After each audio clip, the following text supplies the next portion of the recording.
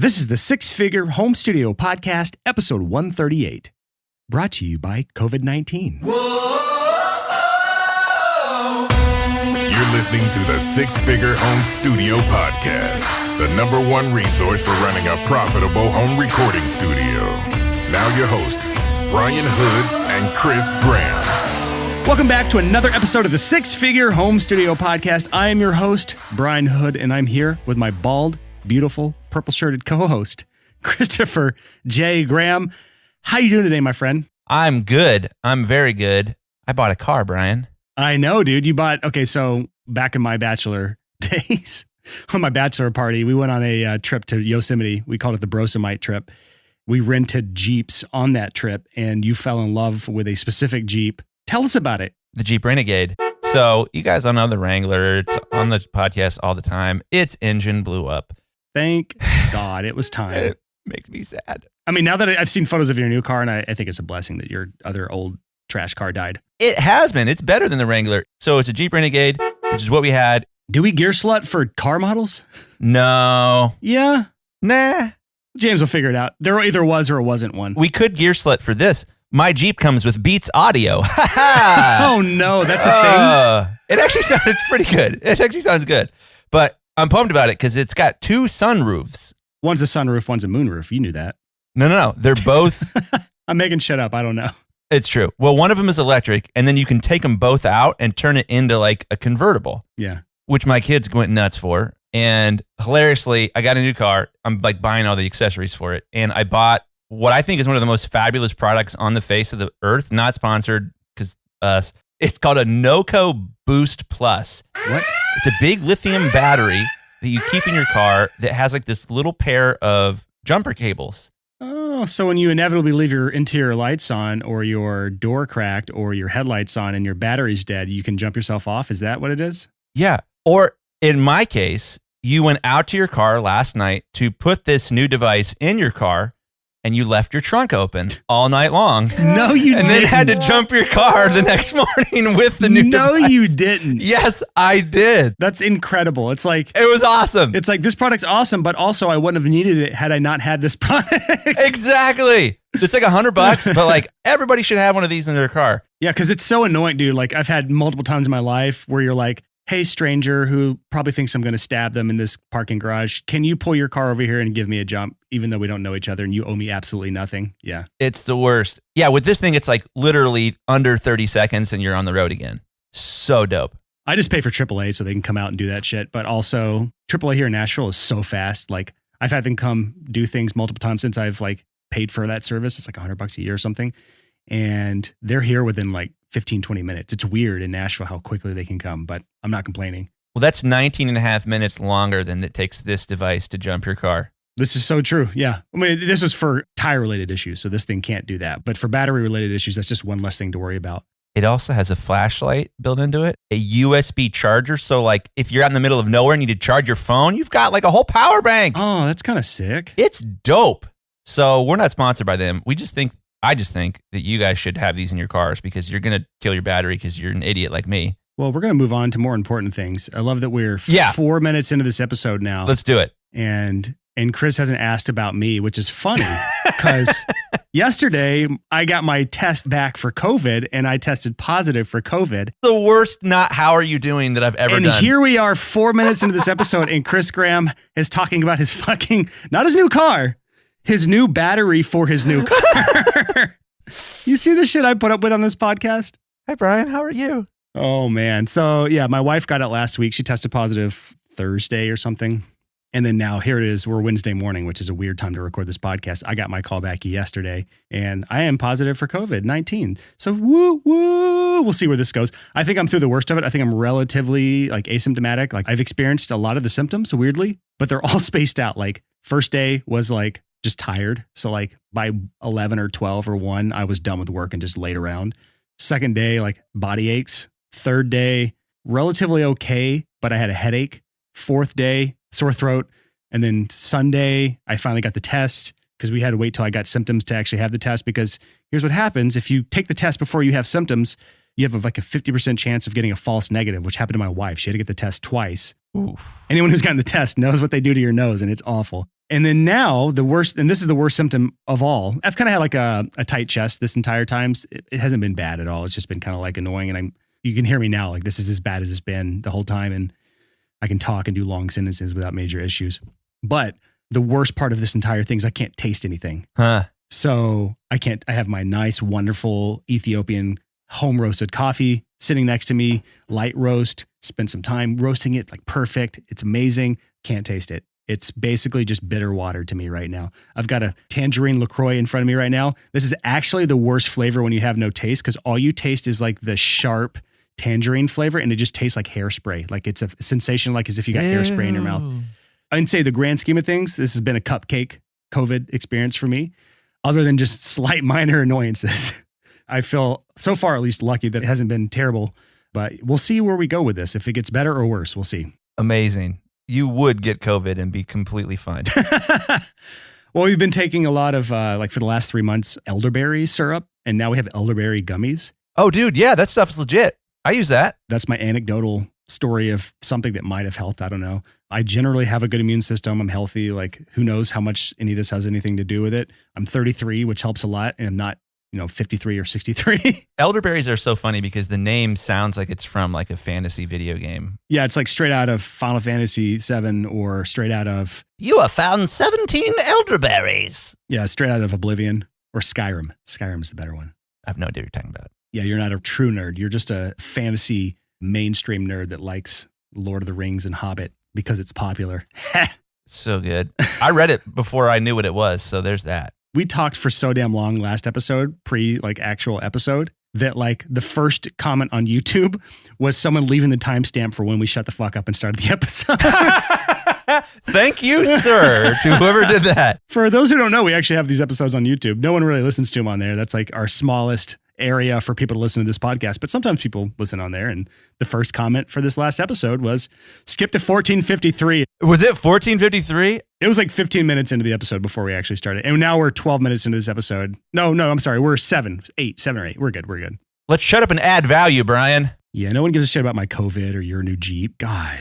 But my voice is like deeper and sexier. Probably more so that it's morning than anything else. But it does sound very good. Yeah. But who knows? Maybe somebody will buy a Noco Boost Plus battery for their car and will not get stranded in the middle of nowhere as a result of this podcast. Yeah. Okay. That was my dream when we started this podcast, is that one person would not get stranded somewhere. Anyways, let's add value, Brian.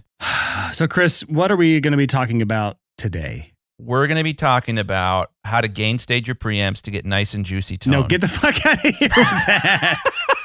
That's incorrect. That's a lie. We're going to talk about different business models. And one of the things that's important is, as I've been talking with so many of you guys doing the coaching thing and doing that free coaching thing that I've been offering, it's been apparent to me that just about everybody takes for granted their own business model. And we want to talk about something Brian and I came up with. What are we calling this? The 6-figure home studio business quadrant. It's like the worst, lamest name ever, but until we have something better, it's called that. Yes. So we're basically going to cover 4 different business models. Wait, can we call it the biz quad? God, no. Well, here's the thing. We've talked about probably at great length multiple times of this podcast, the difference between my business model and your business model, Chris. I think we have an entire episode dedicated to this, but we couldn't find it because we're like 138 episodes in now, and I don't know what I named it, and it was like probably years ago. However, we've talked about this at great length. My business model for my studio is low volume, high margin, meaning I don't do a lot of work, but the work I get paid for is a substantial amount of money, like thousands per project. And Chris's business model as a mastering engineer is high volume, low margin. Get it? Mastering engineer, high volume. Okay. Loudness wars are dead, buddy. 13 lufts. Didn't get the note, buddy. Okay, so with his business model, it is a lot of projects, high volume and low dollar amount. There's actually 2 other business models that we really haven't covered on this podcast before. And this quadrant kind of talks about those. One of the 2 business models is actually like the golden zone that needs to be what we strive for. And the other of the 2 business models is actually the death zone that a lot of our listeners find themselves in right now. And they don't know it and they haven't realized it. And I'm hoping this episode opens your eyes to understanding why the business model you've chosen for yourself is an absolute death sentence. And you will not have success in this. It will be a slow slog to nowhere. And then one day you'll wake up and realize, God, Brian and Chris nailed it on episode 138 and I just ignored them and I should have gone back and switched my business model up. so that I didn't mess this up. So this episode, we're going to cover all 4 of these and some things to look out for, some thoughts to part with. And at the very end of the day, we're just hoping that you have picked the right one of these 4 business models for your own business. And also have not taken for granted that you can change business models. 100%. I think most people, they get trapped because they're like, well, it is what it is and it's got to look like this. And they don't ask questions. They just sort of willingly continue to operate in traditional ways. I mean, that's like most of the world, though. I think most entrepreneurs, you don't become an entrepreneur thinking that way. But if you are someone that is trying to transition out of a day job and you haven't trained yourself not to think that way yet, then you are going to fall into this trap of just continuing on blindly because that's what you thought you should do. And you didn't really stop and consider that, oh my God, I'm building this business in the wrong part of this quadrant and I need to reassess what I'm doing. And I think a big part of this is just asking yourself the question, okay, with the current business model that I have, if it grows and I am successful, what will my life look like? And if you don't get this right, it ain't pretty. It's true. We'll just go straight after this part right here into the actual quadrant and talk about it. And you can visualize it and you can go to our show notes page and actually see it for yourself. Even if you pick a good business model, a good part of this quadrant, and you haven't thought through what success looks like for you, like if you are successful, what does it look like? You can still set yourself up for failure because just in Chris's example, high volume, low margin business is a really tough business to run. You can make money in it, you can be successful with it, but there's a lot of work involved with it. So you have to plan ahead for growth if you are going to go to that model. But Chris, before we get into this, let's talk about the actual quadrant that we're talking about here. And I'll try to do the best I can to visually describe it so you can imagine it. And if you want to see the actual quadrant for yourself, there will be a very crude, very ugly, gross version of it at the sixfigurehomestudio.com/138. So episode 138. And here is the quadrant. I want you to imagine just putting a plus sign on a screen, and then you have the top left, the top right, the bottom left, and the bottom right. That's the quadrant we're working within here. Top left of that quadrant is high volume, high value. This is the golden goose area. This is the part of the market where you have a lot of potential projects that are all valued at a high amount of money. Very competitive also, but this is the golden goose area that you would ideally be working in if you had a choice. Top right of this quadrant is high volume, low margin. This is Chris Graham mastering. This is, you've got a lot of projects you can work with, very large market. You don't really necessarily specialize in any specific niche. You have a few niches that kind of favor you, but overall you work in a multitude of niches.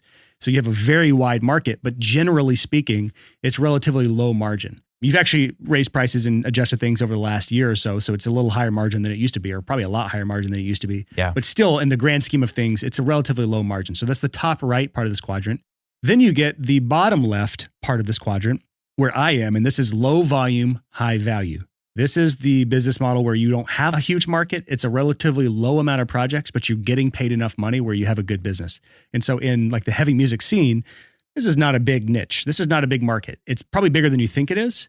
And you have really passionate people who are willing to invest in themselves in this market, but it's relatively low volume. You're not going to get 5,000 paid projects in a year in this market, nor could I handle that. But it's low volume, high value, and that's where I've lived. And then you get the bottom right side of this quadrant, and this is the death zone, the low volume, low margin. It's a small market. There's not a huge opportunity for a lot of projects, and it's low margin, meaning you're not charging enough to sustain yourself. And this is where a lot of our listeners currently sit in, and we want to make sure we shake people loose from living into this death zone part of the quadrant. Well, and I think what gets tricky here is that a lot of people are like, I know, I'll start a business. And they don't understand that they're doing this. I didn't understand that I was doing this when I first started out. But they're like, okay, I'll start with low volume, low margin. I'll be really cheap and I'll have almost no customers.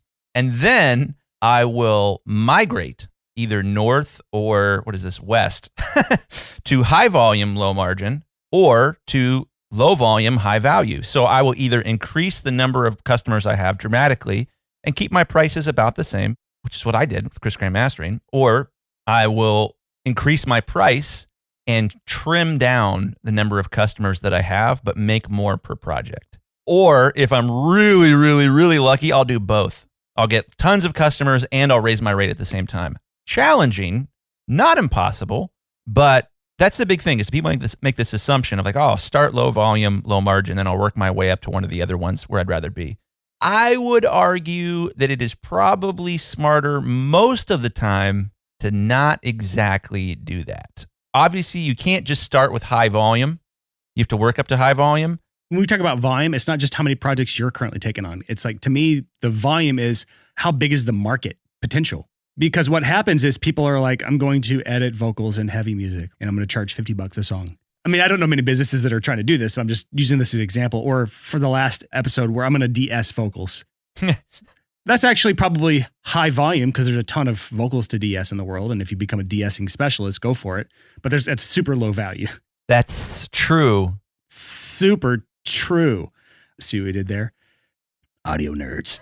Okay, let's back up here. The whole point of this, though, is if you're trying to pick the market of the services you're doing, if you're low margin and there's no room for growth in what you're charging, make sure you've picked a niche or a market or a segment of who you're working with that has room for potential volume growth. So if you can't make up for it in price, you can make up for it in volume. There's still negatives that come with this. And if you go back and listen to episode 2 of the podcast where Chris Graham talks about his story, you'll hit this wall in the high volume, low margin business where you're working with a ton of projects for a low amount of money. You hit a wall where you get burned out, you are dropping the ball, you are pissing off clients, your work quality suffers because you're overworked and underpaid, you don't know how to manage the leads, your CRM becomes a train wreck if you even have one. There's just like so many things wrong with the high volume, low margin business for new business owners because it takes a very mature business owner to live in that high volume, low margin side of the quadrant. So to me, honestly, for most business owners, the right side of this quadrant, the high volume, so a lot of projects, low margin, so low dollar amount, and the low volume, low margin, so that entire right side of the quadrant, to me is kind of off limits for any new business owner because it takes a mature business owner to make that stuff work. Well, and there's a lot to unpack there that we'll get into. The high volume, low margin thing, when you're trying to go from low volume, low margin to high volume, low margin, what is inevitably going to happen is you are going to hit plateaus of death. This is something I talk about with a lot of people that I work with coaching wise. And what happens in these businesses is you begin to grow and then your capacity to take on more work starts to get choked. I call it an income ceiling. You hit an income ceiling. And, I hit this at 20,000. I hit this at 40. I hit this at 80. I hit this at 100,000. Hit this at 150,000.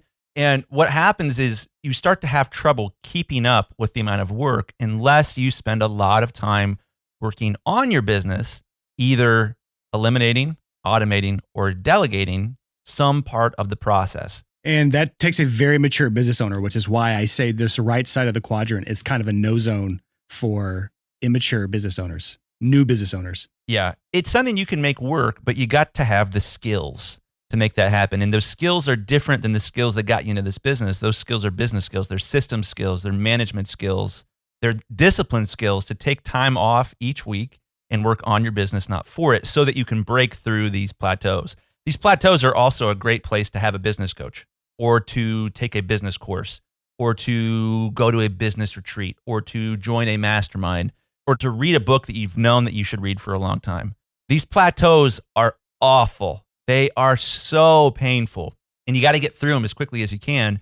But you also got to keep in mind, like the service industry that we're in, maybe one of you is going to make $1 billion in this industry. It ain't going to be me as far as mastering stuff goes. I don't know if anyone's going to make $1 billion in the service industry. There is a ceiling that you're just not going to get past with this business model. And that's okay. This isn't about money. This is about doing what you want to do with your life. This is about fullness. Yeah. And I think most of our listeners, like this is one of those things that I've talked to Chris at great length about, where I think the majority of our listeners aren't as concerned about becoming like the Joe Wadsworth of the industry, where if you listen to that episode where I interviewed Joe Wadsworth of the online recording studio, his business is set up so he's not actually doing any of the audio fulfillment. He's truly the business owner. He works on systems. He works on managing his team. He works on marketing. Gosh, I wish I knew him better. Yeah. I mean, he's a great dude. He's very, very smart. I mean, know him. I don't know him. Yeah, you were gone when I interviewed him. But again, he set himself up to be the true business owner. I don't think most of our audience really wants that. Most of our audience just wants to be able to sit down and do audio for a living and not have a day job. And that's 100% okay. But that's why this entire conversation about this business quadrant being on the left side, to me, most of us need to be on the left side if this is what you want to do for a living, because it's way easier. High volume, high value, or low volume, high value is a much easier business to figure out, because if your average revenue per project or average income per project is in the thousands, you don't need that many projects in order to make a living. If it's in the hundreds, low hundreds, it's really hard. You have to have dozens and dozens of projects to keep your head above water.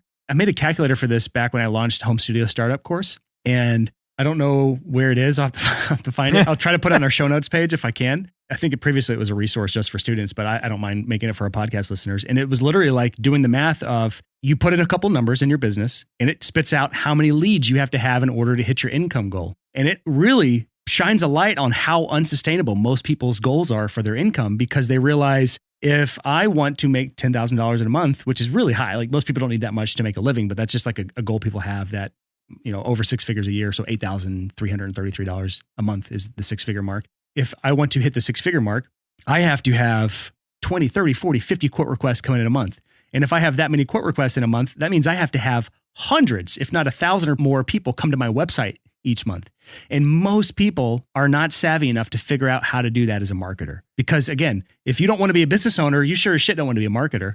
You just want to do audio for a living. And if you want to do audio for a living and you don't want to figure out all of this, like becoming a business owner and marketing stuff, or you don't want to be a master at it, you just want to get by with it, it's much, much easier to manage a high income, high value type of business than it is the Chris Graham masterings of the world, where you have to really be a good marketer. Chris Graham's a good marketer. Most people that want to do audio for a living are not good marketers, and it's okay. You just have to make sure your business is actually set up for success if that's the decision you want to make. So I think you need to have the average price per project needs to be in the thousands for that kind of business to sustain itself.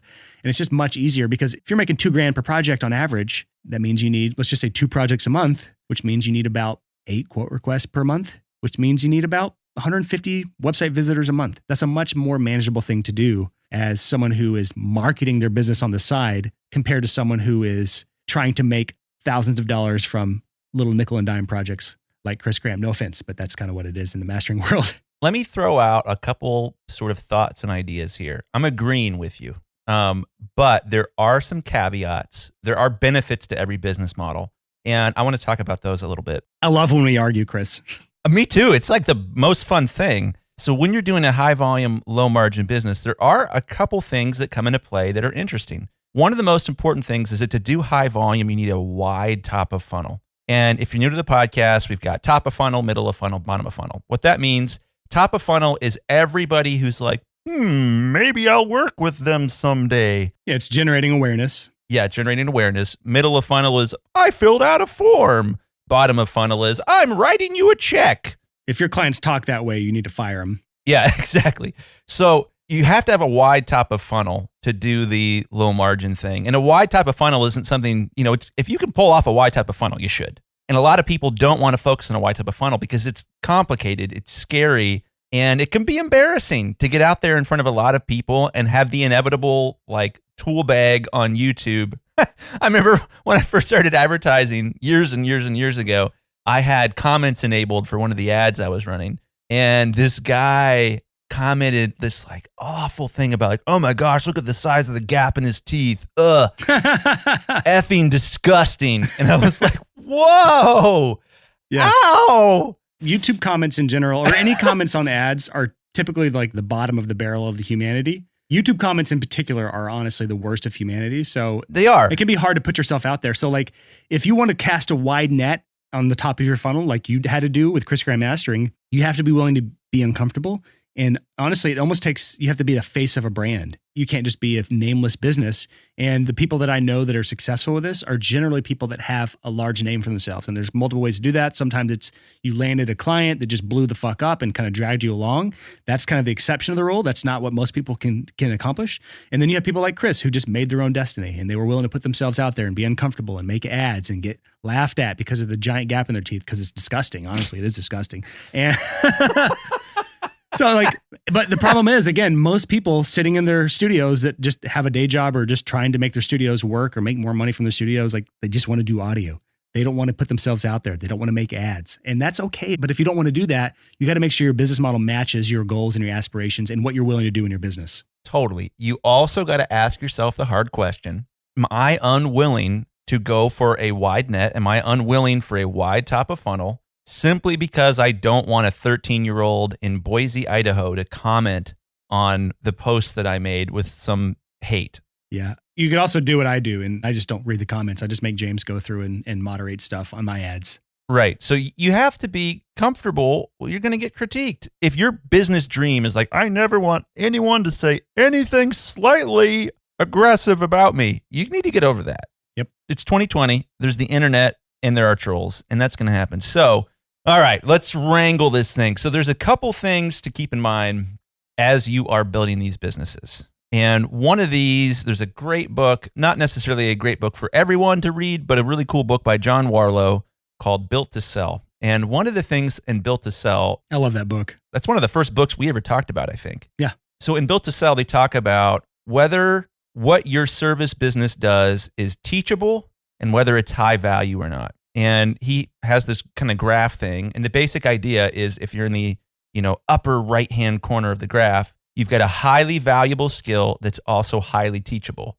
Obviously, you don't want a low value skill that's not teachable. Obviously, a high value skill that isn't teachable is nice, but over the long run, that's a pain in the butt. So mastering, kind of hard to teach. There's a lot of information there. It's valuable, but that makes it problematic for growing the business from an employee standpoint. And that's assuming you even want that. Like I talked about, if you're trying to build a business like Joe Wadsworth at the online recording studio, it's important that you pick a skill set that's either trainable or in high supply. Yep. And interestingly enough, my intent is not to do this with Chris Graham Mastering, but like if you do something like start a popular podcast with your friend and all of a sudden you have access to lots of qualified people, that can change this. That can make it a lot easier because ultimately, if you're going to go high volume, you have to assume that someday you're going to have health issues because you're a human. You might get COVID one day. I feel like my voice is going out as we get deeper in this episode. You might want to have people help you do your job. And if the business that you've chosen is something that's very difficult to train, you're going to hit some bumps there. Yeah, and I'll push back a little bit here. Please do. Again, this is just kind of picking and making sure that the business model you choose is in line with your goals as a business owner. Yeah, there it is. Because not everybody wants a business where you're training up people to work under them. I'd say most people listening to this podcast don't want that. Most people just want to be able to do what they love. And again, that's why the left side of this quadrant, the high volume, high value, or low volume, high value, anything in the high value side of this quadrant is a more sustainable way, an easier way to build a business that you want to build, which is basically, you're not even really building a business. If I'm being 100% honest, you're building a job for yourself. And that's an important distinguishment to make as a podcast listener, because if you just want to build a job for yourself, it's much easier to do, frankly, than it is to build a business for yourself. And the high value world is a way easier world to play in if you're just building a job for yourself. Because again, like I said, you don't need to build an incredible systematic business where you have all these moving parts and all these tools put together and build up your marketing skills in order to build that job for yourself. It's relatively easy to do. So this is kind of raw for me. I mentioned, over the past couple months, I'd had some health issues. I'm on the mend now, but it was really interesting to be not well enough to master sometimes. That was scary. It was not fun. That's a tough business model to do if you have any prolonged health issues. Exactly. So that's one thing to be thinking about here is, you want to build yourself a dream career, but you have to either A, train people that can help you. And thank God for my assistant, Kyle Whitaker. He was a freaking champ. Love that guy. Way to go, Kyle. Or you need to make such a high margin that you can afford to stop working for a long period of time if you need to, or you need to have some sort of insurance that covers something like that, which is going to be hard to find. So there's a lot of stuff to think about here we've talked about this a lot on the podcast, especially in our earlier episodes. You've got to take what your current dream is, and you have to hold that up against how you're going to change as you age. You got to be thinking about, well, am I going to have health issues? Am I going to get married? Am I going to have kids? Am I going to want to move? Like, there's just a lot of stuff that changes as you get older. And it's great if you can build a business that can flex with those changes over time, as opposed to something where you get trapped. Man, certain business models, and this is why we bring this up. Well, this is why it's so important, is that if you build your business wrong, the freedom engine that you are building can become your prison. It can trap you. You can get in a situation where it's like, oh, I took on all this debt and oh crap, like I have to pay it off. But in order to pay it off, I need to take more projects. In order to get more projects, I have to lower my prices. But if I lower my prices, I lose my margin. Oh my gosh, I'm losing $4 on every project I take on. The debt is spiraling out of control. So you have to be thinking into the future. Is that your inner voice, Chris? Thank God, no. My inner voice is really aggressive. He's a pole vault coach. Oh, okay. So that sounds so weird. Let's not put that in the episode. I don't know if I want to edit that out. I want to leave it. That's the funny thing. So for me, Yeah, just in case we leave this in and people don't know, Chris used to do pole vaulting in high school. I used to pole vault, and you have to be out of your mind to pole vault. More kids per capita are injured or die pole vaulting than any other sport, bar none, in high school sports, because you jump on top of a 14-foot pole that's bent in half, and then it springs you into the air. So in order to be successful in the pole vault, you have to have like a really intense, like, psych up game. Like, come on, let's go, come on. So that's my That's your inner voice. Okay, that's way better. Yeah. Jump on top of that pole. Yeah. Anyways, okay, so we're kind of all over the place here, but let's talk a little bit more about high volume, about wide top of funnel. One of the things that I think is tricky about wide top of funnel is that the world that we live in now rewards vanity metrics. Ooh. Vanity metrics are numbers that look sick, but don't mean crap. So if you've got 25,000 Instagram followers, I bet that feels great. I don't. I think I have 2,500 maybe. I got like 12,000. I'm basically like the most popular person on earth. Probably. And I bet you sleep better at night as a result of that. Sure. And you feel more loved than I do. Oh, yeah. But Instagram is a funny thing to bring up. Let's say you've got 25,000 followers and you're doing it because you're posting pictures of audio gear, maybe. I don't know. That seems to be a popular method. Nothing wrong with that. But does 25,000 Instagram followers equal a wide top of funnel? Maybe. Probably not, though. And this is one of the things that gets tricky with a high volume, essentially a wide top of funnel, is that with a wide top of funnel, you got to filter. You get like, hey, my name's Steve. I'm 13. I want to record a cover of Ariana Grande. Can you help me? No. Moving on to the next person. Okay, you just burned time reading this application or reading this quote. Yeah. And man, it gets really tricky if you don't balance your friction so that you've got some sort of way to automate out leads that aren't going to be helpful. And again, we've talked about this in the past, but when you do high volume, you've got to build more systems in place. This is kind of what I was talking about, where it's just a much more complex business to set up. Because if you cast a wide net, you're going to get a lot of quote requests, and a lot of those quote requests are going to be trash. Create systems to filter out those trash leads.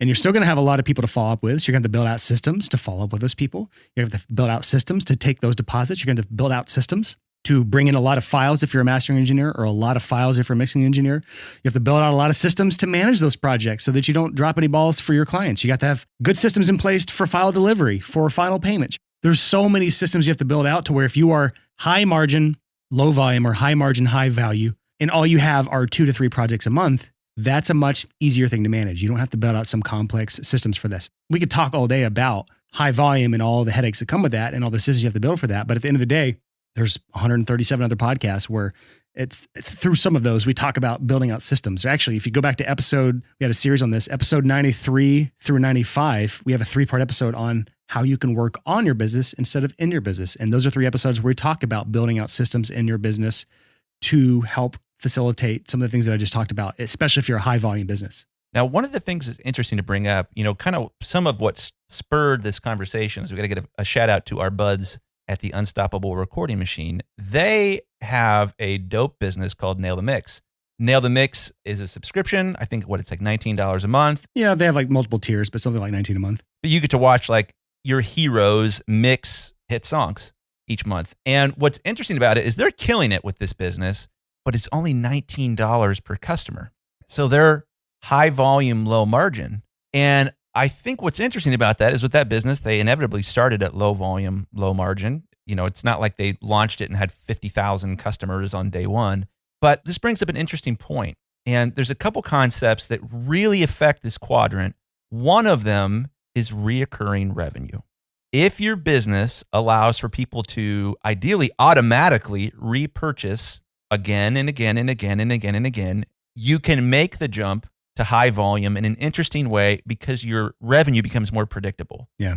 So we're not trying to make a blanket statement here about like, oh, low volume, low margin is good, or high volume, low margin is bad, or, obviously the opposite of that, whatever. But we want you guys to think about and to not just take for granted the way that your business operates.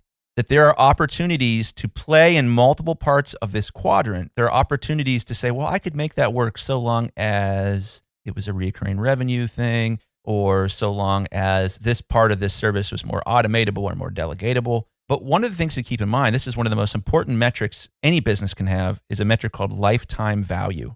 Lifetime value is how much does a customer give you over their lifetime? And a part of that is how often do they give you money? Do they give you $40,000 one time and then never talk to you ever again? Or do they give you $19 a month for 5 years? I'd rather have the 40 grand up front because I can remarket that into my business. Well, I would too, obviously. Bad example. The other example is, do you get $500 from a customer one time, or do you get $19 a month for 5 years? That's a much different thing to look at. Yeah. Because the $19 a month sounds trashy until that becomes more than $500. And until that customer has lots and lots of friends. Also true. I will say in my own business, held just with 4, 5, 6 recordings, I had customers that were worth $10,000 or more for me. Even if the average price per project was $1,000 or $2,000, they came to me multiple times over multiple years, and the lifetime value of that customer is much, much higher. So it's just much easier to manage a business if your lifetime value of a customer can reach $10,000. Totally. And that brings up an interesting point in the low volume, high value category. Is the low volume category could mean low volume as in not that many customers each month, or it could mean not that many customers total. A perfect example would be if you are a mix engineer and you work with 3 big labels. You really only have 3 customers. I mean, depending on a lot of things. But in a situation like that, you've really only got a couple customers, but their lifetime value is ridiculously large. They're going to send you work again and again and again and again. And in a lot of ways, that's great. On the other hand, if you're doing a high volume, low margin play, no one's your boss. If a client's a pain in the butt, you cut them loose and you move on with your life. In the low volume, high value play, it's a little trickier because if you have a problematic customer, you got to deal with it. You have to have a confrontation with them, and you might be in a situation where you can't afford to lose them. Personally, I like being able to afford to lose customers. Makes me sleep better at night. Tim Ferriss just talks about be willing to fire a bad customer. In 4-Hour Workweek, his business was a nightmare until he learned that he could fire customers. And that's hard to do when one customer is worth so much money to you. So that's one of the negatives of the high value, high margin kind of business. But again, this is not necessarily an episode to pick apart every one of these business models as the pros and cons behind each of them. But to me, it's more of an episode to make sure you're aware of each of these 4 quadrants, understanding where you are in this quadrant and understanding where you want to be and making sure those things align. Because if there is any misalignment between those 2 places, you need to make changes sooner rather than later, or else it's going to be that much more painful to change later on. It's just like a bad relationship. The longer you stick in a bad relationship, the harder it's going to be to end that relationship in the future. Just go ahead and rip that Band-Aid off right now and reassess where your business is and where you want it to be. Well, one of the things that's interesting to bring up with this is I was talking to a guy last week who I think told me he charges $50 to mix a song. Okay, why? And and I was walking him through, this, and I was basically like, well, where do you want to be in 2 years? And he's like, well, 6 figures, right? That's why I'm talking to you. I was like, yeah, totally. Okay, well, how many projects would you need to do to get to that point? How would you get that many projects to get to that point? And almost most importantly, how on earth, if you want to get to low volume, high value, how on earth are you going to take your $50 customer who paid you $50 and convince him in 2 years that now you're worth $250 and that he should pay you 5 times as much? When you raise your prices that much, you're going to have customer turnover. You're going to do all this work to have a bunch of customers that are willing to pay a certain price. And then you have to very carefully raise your price without losing too many of them. There are limits to that. I just bought my Jeep Renegade. I love it. It's super cool. But if I went to buy another one in 5 years and it costs 3 times more, am I going to still buy a Jeep Renegade? Absolutely not. They're going to price me out of the market. So unless they're picking up a bunch of new customers, in the meantime, that business will die. This is tricky stuff. But, like Brian said, I think the biggest point in this episode is that you look at your business, you take a look in the mirror and you say, am I low volume, low margin? Am I low volume, high value? Am I high volume, low margin? Am I lucky enough to be high volume, high value? Where am I and where do I want to go? And what are going to be the problems as this business transitions to a different part of the quadrant? Or as I hit one of these plateaus of death and I suddenly don't have enough capacity to take on more projects? Or if I'm not feeling well and I need to take some time off and do some work on myself so that I can keep up. There's a lot to keep in mind here. There's a lot to be thinking about. And the most important thing you can do as a business owner is to be aware and to be thinking and to have the courage to ask yourself hard questions.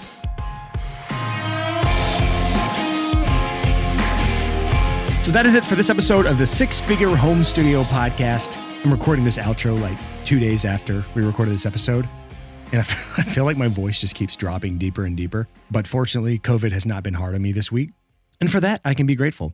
So going back to this episode and what we talked about in this, I think I was pretty clear about what my thoughts were as far as which side of that quadrant you want to be on. The left side, which is the high value, either high volume, high value, or low volume, high value. Either way, it's high value.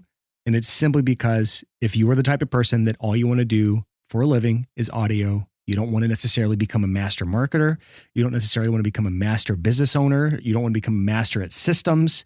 You don't want to have to put all the work in that Chris Graham has had to put in his business, which again, Chris Graham has scaled his business to an incredible point, but it is only through great difficulty and great strife that he's been able to do that.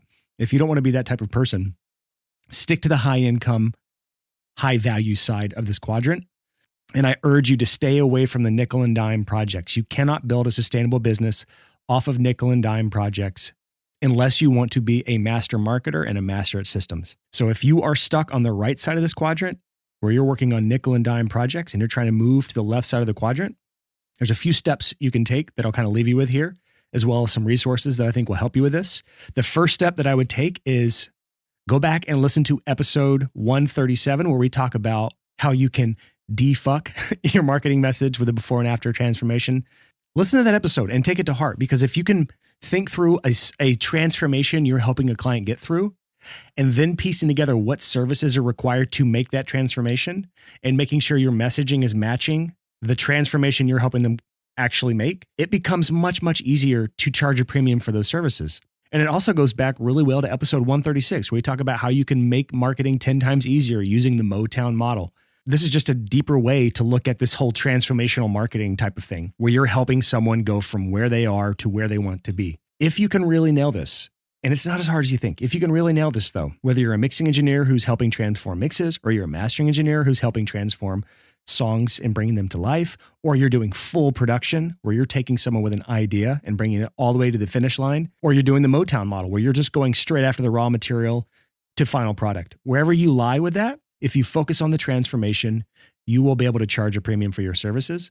And it makes the process easier when it comes to getting customers for your studio. Because when you start doing things like I teach in my workshop, where you go out and actually find leads instead of waiting for them to come around to find you, you don't have to find hundreds and hundreds of leads to make a living. It doesn't take that many leads in order to actually make a living if you're charging a premium. When it comes to converting a lead to a customer, it becomes much easier because you're the one focused on helping them make that transformation from where they are now to where they want to be. You're the one focused on bridging that gap. And then when it comes to charging a premium for your services, that's like the least important part to them. They don't care what the price is if you're the one helping them actually get to where they want to go. You're not just another mastering engineer. You're not just another mixing engineer. You're not just another producer. You're not just another studio offering random services. You are offering a transformation to your clients. So if you are trying to make that transition from the right side of this quadrant to the left side of this quadrant, again, I recommend going back and listening to the previous two episodes, episode 136 and 137. And then once you've done that, go to the sixfigurehomestudio.com/workshop. And that is a workshop where I go over the 3 things you need to actually see that through to the end: lead acquisition, sales, and charging a premium for your services. If you are stuck on the right side of this quadrant and you're doing low value projects, that workshop's not going to do much to help you, because it's going to be overwhelming how many leads you have to go out and find. It's going to be overwhelming trying to get those people to actually convert to a paying customer. It's going to be overwhelming trying to get those nickel and dime projects when it comes to charging a premium, because you're not going to be able to charge a premium because you're stuck on the right side in this low value land. So staying on the left side of this quadrant makes that workshop much, much more effective for you and your business. So again, the URL to that is the sixfigurehomestudio.com/workshop, 90-minute workshop, 100% free. And it is a perfect follow-up to make this transformation in your business from the right side of that quadrant to the left side of the quadrant. So that is all I have for you this week. Hopefully you got some good takeaways from this episode. We'll be back at you next week, bright and early, 6 a.m. Tuesday morning with another episode. Until next time, thank you so much.